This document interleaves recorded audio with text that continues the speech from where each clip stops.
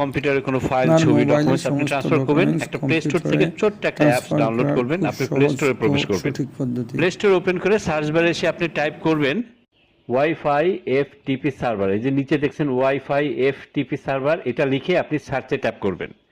এই যে নিচে 2 নম্বরটা ওয়াইফাই এফটিপি সার্ভার, পাশে ইনস্টল লেখা রয়েছে, এখানে ট্যাপ করে এটাকে ইনস্টল করে নেবেন। ইনস্টল করা হয়ে গেলে এই যে ওপেন বাটন দেখছেন, এখানে ট্যাপ করে দিবেন। এখন এইভাবে দেখাবে, স্টার্ট লেখা রয়েছে, স্টার্টে ট্যাপ করে দিবেন। এখন দেখেন উপরে ফোনের নাম শো করছে, নিচে রয়েছে অ্যালাউ অ্যাক্সেস টু রেডমি 8, এখানে ট্যাপ করতে হবে। আবার আপনি অ্যালাউ করে দিবেন, আপনার ফোনের নাম দেখাবে। এখন দেখেন এই সার্ভার ইউরাল, এটা আপনি একটা কাগজে লিখে নেবেন এবং আপনার কম্পিউটার বা ল্যাপটপে চলে আসবেন। এখন আপনার কম্পিউটারে এসে এই যে দিস পিসি অথবা মাই পিসি রয়েছে, এখানে ট্যাপ করবেন।